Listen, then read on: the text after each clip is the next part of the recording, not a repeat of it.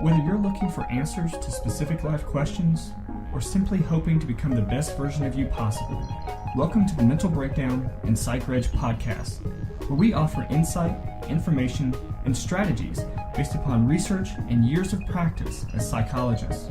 So sit back, have a listen, and get connected with our hosts, Dr. Bernie Wilkinson and Dr. Richard Marshall. So we're back from the Philippines. We're in our studio, recording for our first podcast since we're back. And we've mentioned over the last couple of days in our recordings from the Taipei from the airport, just how much of a great time we had. Right. But today we're going to talk about a bit of an epiphany that you experienced during our trip. That I had during our trip to the Philippines. Yes. As all of you know, we were gone for about a week, almost a week, and decided that when we went to the Philippines to this international conference that we would bring all of our recording equipment and hopefully do some interviews. Went great. We did 5 interviews while we were there, plus a little round table. And on the way back, we decided that since we were not going to be in the office for a day or so, that we would record some podcasts on our trip back to the United States. And we were able to do in a lovely little room filled with orchids, large pots of orchids, live orchids. And we were able to do a couple of podcasts from there. But here we are, we're back in our home studio, broadcasting from our own little place here in our office. That's right. And we want to talk about something. It's Dr. B calls it my epiphany. Yes. It's something we talked about while we were there, but especially after we returned to the United States. Yeah. So we've talked a lot about social media on the podcast, and we've talked about some of our concerns and issues, but also the reality of social media. And I think what was interesting is one night, while we were in the Philippines, there were a lot of discussions happening, and a lot of things were happening around the table as we were sitting there with some of our fellow presenters. Right. And it was again, you had a bit of man. I don't want to. My mouth doesn't want to say that. You had a bit of an epiphany. You have jet lag in your mouth. Right. We were talking about jet lag, and I guess neither of us experienced it going or coming. So, but we don't sleep anyway, so it probably doesn't matter. Right. I don't sleep on the plane. Well, I don't sleep in my bed, so we were okay. No, but because we just returned yesterday. But we were sitting at the conference. They would have us meet in what looks like a conference room at the university, what serves as a large meeting room at the university. And they would have us congregate there and have snacks and coffee and take breaks from the conference. And during one of the breaks, all of the presenters, I think there were a total of 12 presenters, something like that.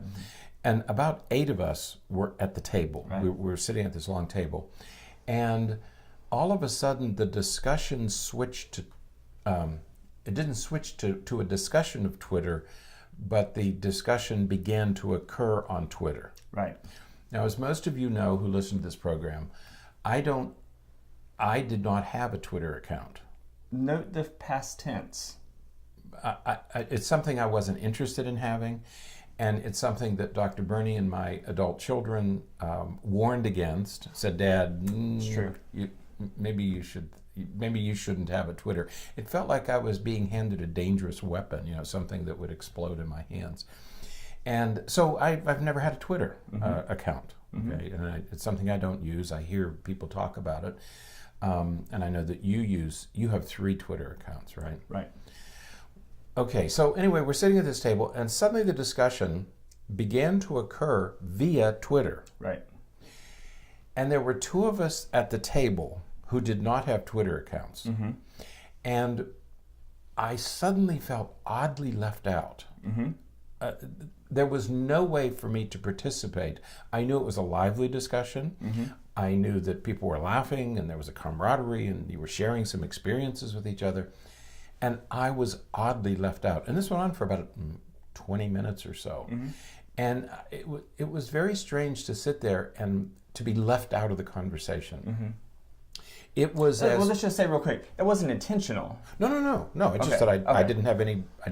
And one of the other presenters also did not have an active Twitter account, and she was sitting across the table from me, and I think she started a text or something. She just sort of dropped out of the conversation, and I suddenly became aware of how alien it felt, how strange it felt to be excluded from the conversation. And it immediately struck me as that the only way that I could engage in this conversation would be via Twitter. I couldn't talk to you because you were all engaged in a Twitter kind of conversation. Right. So there was no way for me to enter that conversation, and I felt oddly left out. Well, it occurred to me later in the day that this is how teenagers must feel. The fact that I was ignored didn't hurt my feelings. Right. I just became aware that I couldn't be part of the conversation. And I thought, wow, to a teenager for whom inclusion is all important, this would be more than enough motivation to have a Twitter account, whether or not your parents wanted you to have one. Right. To risk that kind of separation, disconnection from your friends would be unbearable if you were 14 or 15 or 16 years old. Yeah. Okay? So I thought, oh, this is why they all get these accounts. Right. Yeah. So that was my first thought, is that suddenly at my age, thinking, wow, I really need a Twitter account if I want to be engaged in this conversation. So for the first time, I felt, maybe I better do this.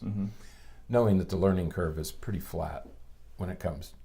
You don't have to smile when I say that, but okay.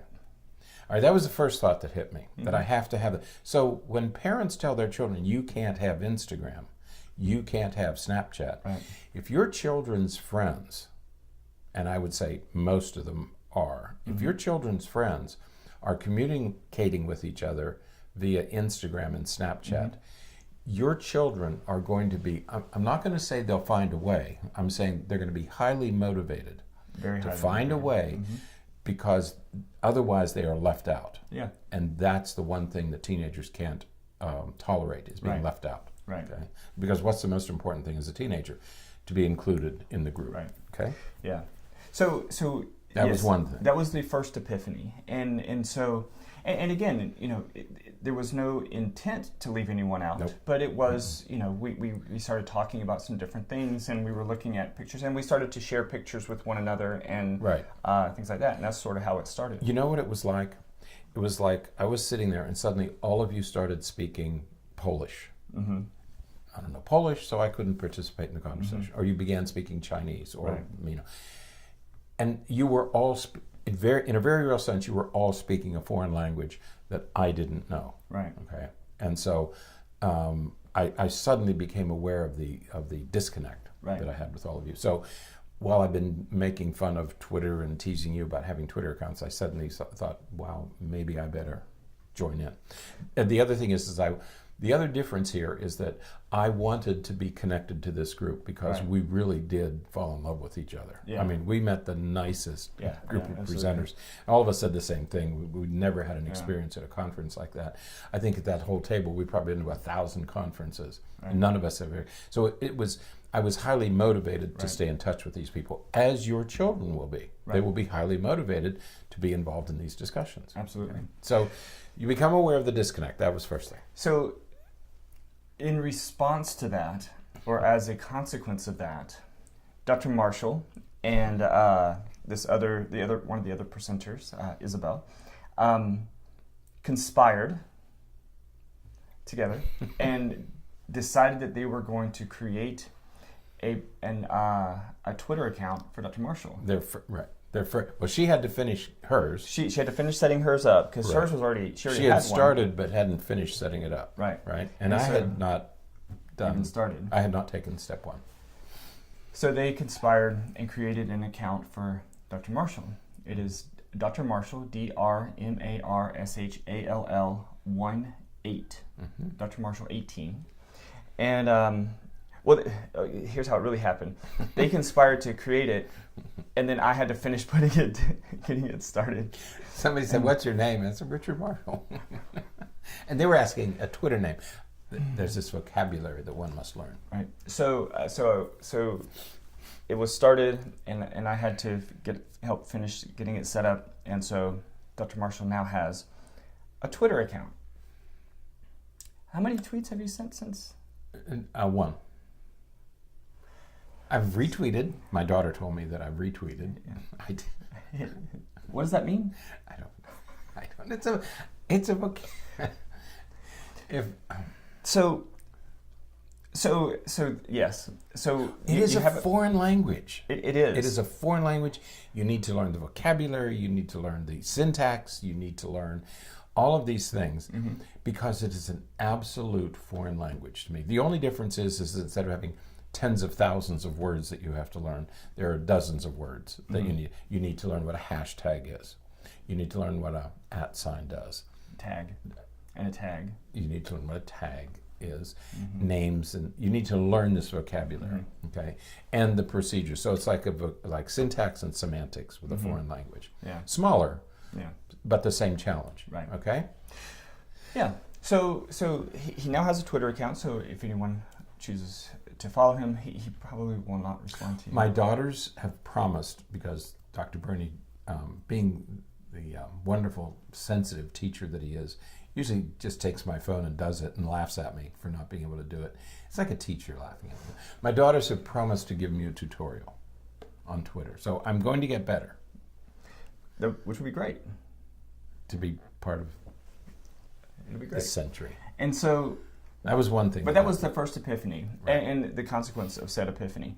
But there was another one. There was another epiphany that I think was maybe even more important. It was maybe just as important. It was more significant than the first one. Right, yeah. And that is, we talked many times on the podcast about how much time people spend engaged on social media, and that they do it even when they should be communicating in a person-to-person way. Right. Okay. So it's the amount of time and what appears and being on your phone when you should be conversing person to person. Right. And that was again another epiphany because well, share what you realized. It suddenly dawned on me, because I have said many times that people spend too much time in social media, spend too much time on their devices. As I opened up this Twitter account, all of these messages come pouring into your phone. Right. And you have... And I'm going to say real quick, I want you to think about this, especially in light of the fact that you were only following about 8 people at the time. That's what I was going to say. There were only 8 or 9 people, okay? And I'm thinking, what if you have several hundred? Because my daughter mentioned the word followers. You know, it's like a religious thing. I have followers. No, I have disciples. And so... I wish you could change it to from followers to disciples. That would be fantastic. So anyway, these messages start pouring into my phone, and I thought, my goodness, to keep track of these things, and it suddenly dawned on me, I would have to be looking at my phone. I would have to be on my phone a lot more than I am now. I mean, I could turn my phone off for 2 hours and not miss anything, which seems strange to many people. I can ignore my phone and not miss anything if I don't get a text or a phone call, because I'm not connected to these other things. And it suddenly dawned on me, this is why people are on their phones all the time. This is just a single account from 7 people. Right. Imagine if I had Instagram, Snapchat, text, mail, Twitter, WhatsApp. Ooh, I'll stick with that one. Yeah. If you have 7 or 8 ways of communicating and hundreds of people communicating with you, you have to stay on your phone in order to keep up with the flood of messages coming in all across 24 hours. Because with these people, they're 8, 10, 12 hours away. We're already getting messages 24 hours a day, because some are in the East, some are in Europe. Yeah. We're in the United States, and there are messages coming in essentially, literally 24 hours a day. Right. And I thought, oh, this explains why people are on their phones so much. Right. And when I got home, and my daughter was just tickled that I had a Twitter account. She was surprised. And she said, and when I explained to her, I said, now I see why you guys are on your phone so much. And she said to me, she said, Dad, you finally get it. Right. You know, thanks for finally understanding what we've been trying to tell you. Right. I would not have known were it not for this experience. Yeah, and we think of it as so much as, well, it's just stupid stuff that we're looking at, or that teenagers or people are looking at with these. But no, I mean, I follow the National Institutes of Mental Health. I follow the National Institutes of Health. I follow the American Psychological Association. I mean, there are professional groups that have these accounts that are publishing information. They're constantly. pushing information out 24 hours a day, and it's a constant stream of information. And I thought, oh my gosh. I think kids are looking at APA and that kind of stuff, but they're looking at their whatever's analogous. If you're 15 years old, there are kids who have Pinterest accounts. And they're used. So it really was a revelation to me, and I have to say it was a revelation to me to think of, oh, this is why, and I keep repeating that this is only coming in from 8 or 9 people, and I thought, no wonder people are on their phones so much. Right. You really have to be in order to keep up, because if you don't respond, like I haven't been responding to all the Twitters, so I'm not keeping up. I'm once again falling out of the group, which to me is it's acceptable because I can still communicate with them via email and other ways, and they know my warm feelings for all of them. But I can see why it would be so disconcerting for a teenager to be left out of the conversation, because people are going, well, she doesn't care because she's not returning our texts or returning our tweets. So she doesn't care, so we don't care about her. And suddenly, again, you're disenfranchised and you're disconnected. Okay, intolerable for a teenager. That's the one thing that they can't tolerate. Hate me, but don't ignore me. Okay, and so it was a real revelation. Then we go on to point 3. Because then it struck me of what damage we're doing to our relationships with our children by interfering with this process. I choose not to communicate quickly. Okay, that's a choice that I freely make. But it brings to mind the whole issue of denying your children access to these vehicles, these systems, and also taking your children's phones. That whole idea of I will make you behave because you will do anything for me not to take your phone. You will comply with every wish, every command. You will do exactly as I say because you're so afraid of losing your phone. Okay? That's the thinking that parents do. How can I hurt you the most? And it does a lot of damage because, again, you mentioned that we're all over the world. This in this group that we're talking about, we have we created a WhatsApp group, and so there's so we can text and chat with each other. In the few hours that you sleep, you wake up and there's again just from this 7 or 8 member group, there's about 35 or 40 messages that you miss. If you have, again, several hundred people that you're following, and again, it's going 24/7, and you are out of the loop, you don't have access to your phone for a couple of days. Well, I didn't have access to my email for a couple of days, and I came back to 1,500 emails. That's right. So imagine, when people are, tweeting or messaging in these social media apps, constantly throughout the day, you're going to miss a lot of information. And so I don't have the answer to this. I don't pretend to have the answer. But I think we need to give some serious consideration, and I hope to devote some time to blogging and podcasting on this topic. We need to rethink, we parents need to rethink this whole notion of take her phone, take his phone. If you really want to hurt somebody, if you really want to hurt a teenager, take their phone. The reason it's such a powerful weapon in your parent arsenal is that it's so absolutely essential that our children stay connected via these devices. Hate them or love them, they have to stay connected. If they're never connected, if you say my children are never going to have these devices, then they're not going to know what they're missing, and they're not going to be a part of that world. If you're never part of that world, it's like if you're never going to drive, you don't miss having a car. Right. But if you've driven for 2 or 3 years and then you don't have access to a car, you miss it. Right. Okay. So if you want to deny your children, for example, there are parents who say, we're not going to have a TV in our house. Okay. If you never get used to watching TV, watching programs, you don't miss it. Right. Because you never had it. And teenagers will say to us, well, I don't know because I've never had a phone. Right. You get a 14 or 15-year-old and they say, they're just not part of that teenage world. Okay.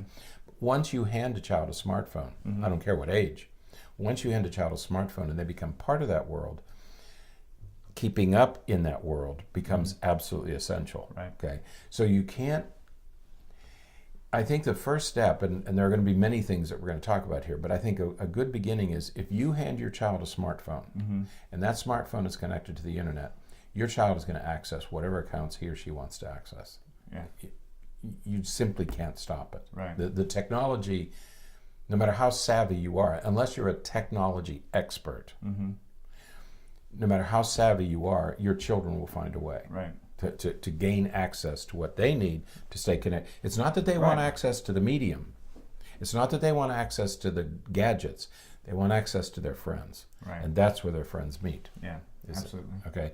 So we're going to talk, I hope we can talk more about this in the coming weeks and months, because the challenge is not using the phone as a weapon. The challenge is not taking away, limiting your children. The challenge is, how do we give our children the access that they need, and they do need it. As you might think it's silly, but they do need it. But how do we get the balance between effective and safe use of social media, and also keep the other parts of their lives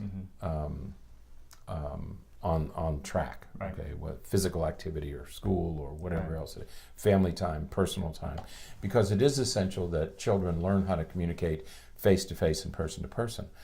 Well, that takes time too. You have to, just like I have to learn the vocabulary for Twitter, children have to learn the vocabulary for person to person. Right. They need to learn the words and the procedures. Right.